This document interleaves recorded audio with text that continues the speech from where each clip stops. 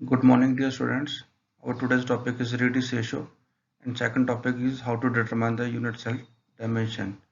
Dear students, in an ionic crystal, we can easily find the ratio of cation to the ratio of anion filled in any arrangement. Also, we can find the density and the cell dimension of a unit crystal. Let us see how it is determined.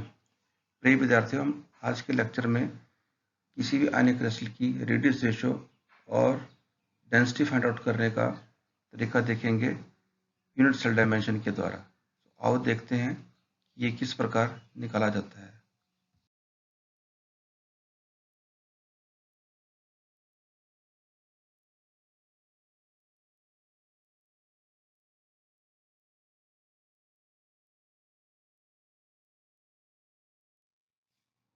Let us start with the Redis ratio first. In case of ionic solids, the ratio of cation to the ratio of anion is called as Redis ratio. See, in any ionic crystal, cations are mostly present at the voids, whereas anions are present in the closed pack arrangement. Anions are bigger in size, so they are present in the closed packing arrangement, whereas in the empty spaces or the hollow spaces, cations are present. That is, cations are present in the voids and anions are present at the lattice points.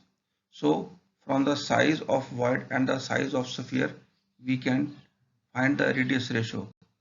Practically, definition wise, the radius ratio is the radius of cation to the radius of anion.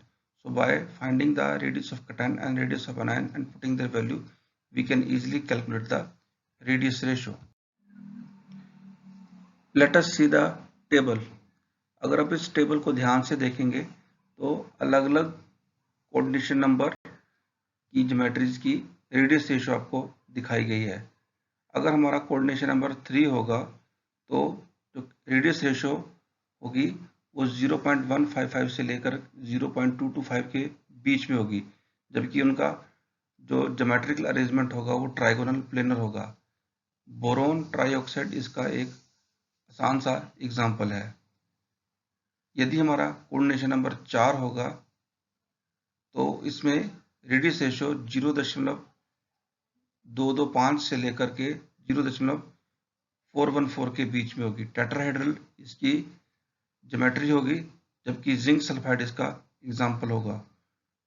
If we have the coordination number 6 as we have found in the crystal of sodium chloride, the radius ratio is in between 0.414 to 0.732.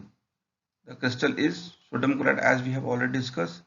और चौथे number पर अगर हमारी coordination number 0.732 से लेकर के 1 के बीच में होगी तो जो ज्योमेट्री पॉसिबल है वो क्यूबिक होगी, जैसा कि सीजियम क्लोराइड में देखी गई है। हमने सोडियम क्लोराइड का क्रिस्टल बहुत ध्यान से किया था और उसमें हमने देखी भी थी कोऑर्डिनेशन नंबर 6 होने के कारण उसकी ऑक्टाहेड्रल ज्योमेट्री थी। तो जितने भी रॉक सॉल्ट लाइक स्ट्रक्चर्स हैं, magnesium oxide, sodium bromide, calcium sulphide और कैल्शियम ऑक्साइड, उन सभी का कोऑर्डिनेशन नंबर 6 होगा और उनकी ज्योमेट्री सोडियम क्लोराइड की भांति ऑक्टाहेड्रल ही होगी।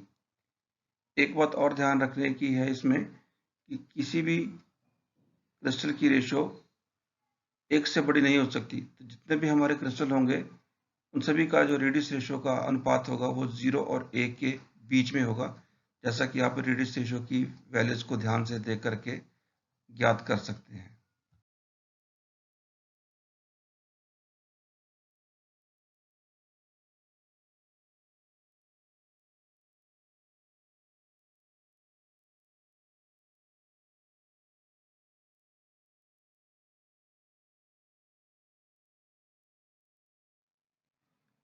Let us calculate the density of a crystal from unit cell dimensions.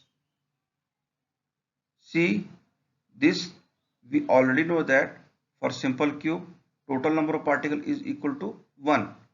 For BCC arrangement, that is body centered cubic arrangement, the number of particles Z is equal to 2. And for the face centered cubic arrangement, the value of Z is equal to 4.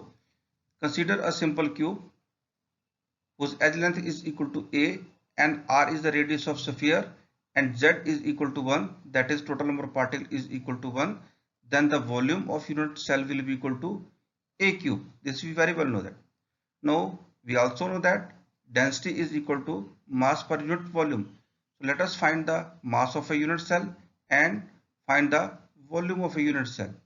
Mass of a unit cell can be found by multiplying the total number of particles with the mass of single particle. देखिए मास of unit cell जो है एक particle का भार और किसी भी arrangement में पाए जाने वाले कुल पार्टिकल के मल्टीप्लिकेशन के बराबर होगा। तो हमें पता है कि सिंपल क्यूब में केवल एक ही पार्टिकल होता है जिसका मास m होगा। So mass of unit cell simple cube में it is equal to z into m. दूसरा हमें यह भी पता है कि अगर हम इस मास ऑफ यूनिट सेल को एवोगाड्रोस नंबर से डिवाइड कर देंगे so it will tell us the mass of an atom present per unit cell. So mass of unit cell will be equal to z into m divided by Na, that is Avogadro's number. दोनों value हमारे पास आ गई हैं. Put the value in density of unit cell. So we get the density of unit cell is equal to z into m divided by volume of unit cell and the Avogadro's number. By this method, we can easily find the density of a crystal.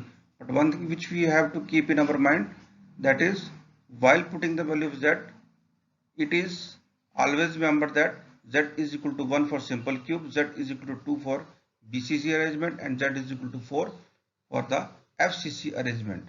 अगर ये हम value गलत put कर देंगे तो हमारी density भी गलत निकलेगी. इसलिए एग्जाम में इस बात का आपने बहुत ध्यान रखना है. Put the value of z accordingly.